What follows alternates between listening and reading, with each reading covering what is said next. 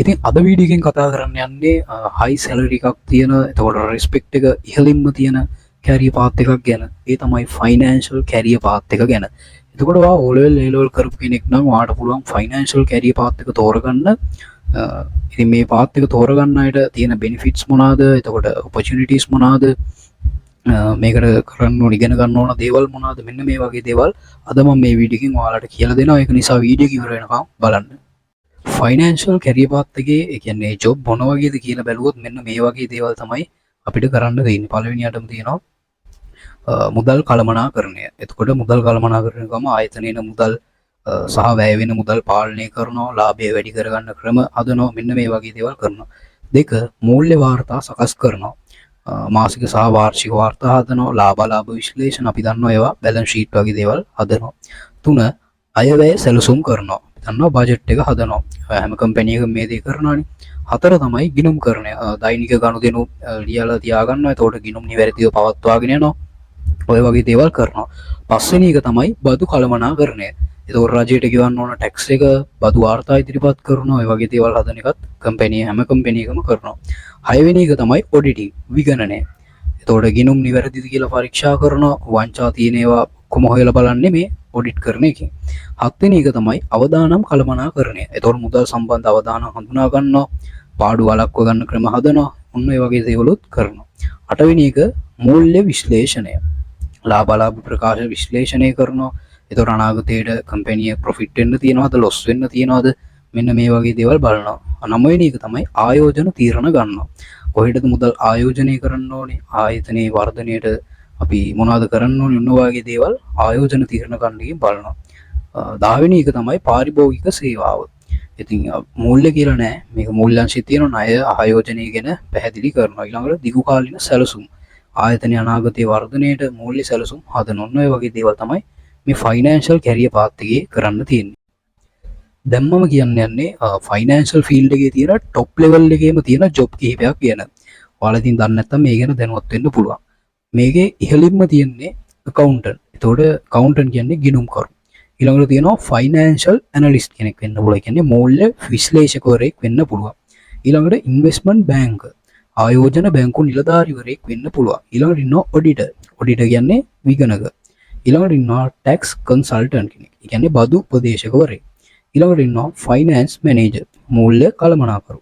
එතකොට ඔයාලට මම දැන් මේ කිව්වේ ෆයිනෑන්ෂල් ෆීල්ඩ් එකේ තියෙන টොප් ලෙවල් ජොබ්. එතකොට ඔයාලට දැන් ෆයිනෑන්ෂල් කැරියර් එකට ඔයාලා එන්ටර් වෙච්ච ගමන්ම ඔයාලට මේ වගේ පොසිෂන් වලට යන්න අමාරුයි. නමුත් ඔයාලට බිග්නර් ලෙවල් එකකින් ස්ටාර්ට් කරලා ඊට පස්සේ එක්ස්පීරියන්ස් එක අරගෙන අවුරුදු 5ක් 6ක් ගියාට පස්සේ ඔයාලගේ ප්‍රොෆෙෂනල් ක්වොලිෆිකේෂන් හදාගත්තට පස්සේ මේ වගේ ජොබ් රෝල් එකකට ඔයාලට එන්ටර් වෙන්න පුළුවන්. ෆයිනෑන්ෂල් ෆීල්ඩ් එකේ සැලරි රේන්ජ් එක ගැන කතා කරොත් සාමාන්‍යයෙන් එන්ට්‍රි ලෙවල් එක පටන් ගන්නේ රුපියල් 70000 ඉඳන් වගේ. එතකොට රුපියල් 70000 ඉඳන් 150000 ඔය වගේ ලෙවල් එකට එන්ට්‍රි ලෙවල් එකම තියෙනවා. ඒතකොට ඉතල බලන්න සාමාන්‍යයෙන් ඔය අනිත් ෆීල්ඩ් වලට සාපේක්ෂව සාමාන්‍යයෙන් ඉහළ මට්ටමක ෆයිනෑන්ෂල් ෆීල්ඩ් එකේ සැලරි රේන්ජ් එක තියෙනවා. ඒතකොට මිඩ් ලෙවල් එකට ආවට පස්සේ ඔයාලට සාමාන්‍යයෙන් ලක්ෂ 2ත් ලක්ෂ 5ත් අතර මුදලක් උපයන්න පුළුවන්.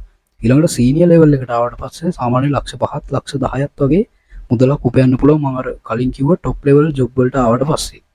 ඒවාට එන්ට්‍රි ලෙවල් එකට කියන්නේ සාමාන්‍ය O level A level ඊට පස්සේ double AT වගේ ප්‍රොෆෙෂනල් ක්වොලිෆිකේෂන් එකක් කරාට පස්සේ වල සාමාන්‍යයෙන් මිනිමම් රුපියල් 70000 ඉඳන් වගේ මේ ෆීල්ඩ් එක පටන් ගන්නවා. ඊළඟට මේ ෆීල්ඩ් එකේ ක්වොලිෆිකේෂන් ගැන කතා කරොත් ඇත්තටම මේකේ මේන් පාත් දෙකක් තියෙන යන්න. එකක් තමයි ඩිග්‍රී පාත් එක, අනිත් එක ප්‍රොෆෙෂනල් පාත් එක. එතකොට ඩිග්‍රී පාත් එක කියලා කියන්නේ අපි හිතමු O level කරලා A level කරලා ඊට පස්සේ යුනිවර්සිටි සිලෙක්ට් වෙලා ඩිප්ලෝමා එකක්, ඩිග්‍රී එකක්, ෆයිනෑන්ස් ඩිග්‍රී එකක් කරාට පස්සේ වාට ඒ පැත්තෙන් එන්න පුළුවන්. අපි හිතමු නැත්තම් ඔයා O level කරලා A level කරලා වාට යුනිවර්සිටි යන්න බැරි වෙනවා කියලා. එතකොට වාට පුළුවන් ප්‍රොෆෙෂනල් පාත් එකකින් පටන් ගන්න. ඒ කියන්නේ බේසික් මට්ටමේ තියෙනවා double AT වගේ ක්වොලිෆිකේෂන් ගන්න පුළුවන්. ඊට පස්සේ CA, CIMA, ACC ඔන්න ඔය වගේ ප්‍රොෆෙෂනල් පාත් එකකින් වාට ඉස්සරහට එන්න පුළුවන්. ඉතින් ඔයා ඩිග්‍රී එකක් කරන කෙනෙක් නම් ඩිග්‍රී එකත් එක්ක ඔයාට ප්‍රොෆෙෂනල් ක්වොලිෆිකේෂන් ටික හදාගන්න පුළුවන් නම් ඇත්තටම සැලරි එක ඩබල් වෙන්න තියෙන chance එක ගොඩක් දුරට වැඩි. දැන් මම කියන්නේ ඇයි අපි ෆයිනෑන්ෂල් කැරියර් එක තෝරගන්න ඕනේ? ඒතකොට ෆයිනෑන්ස් ෆීල්ඩ් එක තෝරගන්න ඕනේ ප්‍රධානතම දේ තමයි පළවෙනිම දේ තමයි සැලරි එක. ඒ කියන්නේ හයි සැලරි එකක් තියෙනවා. ඔයා දන්නවා අනිත් ෆීල්ඩ් වලට සාපේක්ෂව දැන් HR මාකටිං ඔය වගේ වලට වැඩිය සාමාන්‍ය accounting එකට තියෙන සැලරි එක වැඩි. දෙවෙනි එක තමයි ජොබ් සිකියරිටි එක.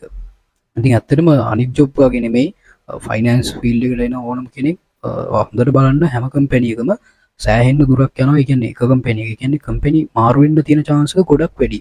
ඇයි හැම කම්පැනි එකම එකම ජොබ් රෝල් එක තියෙන්නේ. අන්න ඒක නිසා මේකේ ජොබ් එක ගැන බය වෙන්න දෙයක් නැහැ. ඊළඟ දෙක තමයි ෆොරින් ඔපචුනිටිස්. එතකොට ගොඩක් දුරට අර අපි කලින් කතා කරපු টপ ලෙවල් ජොබ් එකකට කියන්නේ ඒ වගේ පොසිෂන් එකකට ආවට පස්සේ පිටරටකට යන එක නිකන් සාමාන්‍ය දෙයක් නෙවෙයි. කියන්නේ ඕස්ට්‍රේලියා, නිව්සීලන්ත ඔන්න වගේ හොඳ කන්ට්‍රීස් වලට යන්න පුළුවන් කිසි ගේමක් නැතුව. අනිත් එක තමයි කැරියර් growth එක. ඉතින් මේ කියන ඕනම කෙනෙක්ට අනිත් ෆීල්ඩ් වලට සාපේක්ෂව ඉතාමත් පහසුවෙන් ෆීල්ඩ් එකේ ඉස්සරහට යන්න පුළුවන්. ඇත්තටම long term stable career එකක් තමයි ෆයිනෑන්ස් කියන්නේ. ඒක නිසා අනිවාර්යයෙන්ම ෆයිනෑන්ස් තෝරගන්න කියලා මම කියනවා.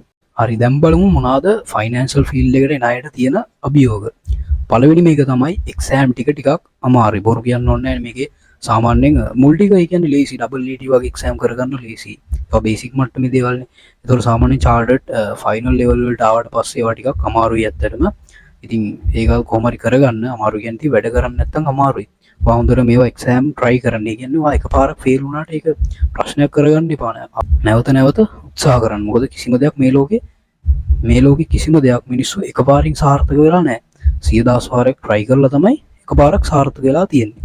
ඊළඟ තමයි high responsible මේ ෆීල්ඩ් එක. කියන්නේ ගොඩක් ලොකු වගකීමක් තියෙන account ෆීල්ඩ් එකේ ඉන්න අය දන්නවා. මොකද කම්පැනි ඔයගොල්ලෝගේ නෙමෙයි. ඉතින් කම්පැනි තියෙන සල්ලි තමයි ඔයගොල්ලෝ එහෙම කරන්නේ. ඒක නිසා ගොඩක් පරිස්සමින් මේ වැඩ කටයුතු කරන්න ඕනේ. අනිත් එක තමයි වැඩ කරන වේලාව ටිකක් අනිත් ඒවාට සාපේක්ෂව පැය ගණන වැඩි වෙන්න පුළුවන්. වැඩ කරන පැය ගණන පොඩ්ඩක් වැඩි වෙන්න පුළුවන්. ඉතින් මහ ලොකු අමාරු දේවල් නෑ සහ ගොඩක් අභියෝගත් නෑ මේ ෆීල්ඩ් එකේ. ඉතින් ඔයා බිස්නස් වලට ඉන්ට්‍රස්ට් කෙනෙක් නම් ෆයිනෑන්ෂල් කැරියර් පාත් එකට එන්න බය නැතුව එක්සෑම්ස් කරන්න. මේ වගේ තියෙන මොකද ඔයා ඩබල් ET වගේ එකක් කරගත්තත් ඔයාට හොඳ සැලරි එකක් තියෙනවානේ.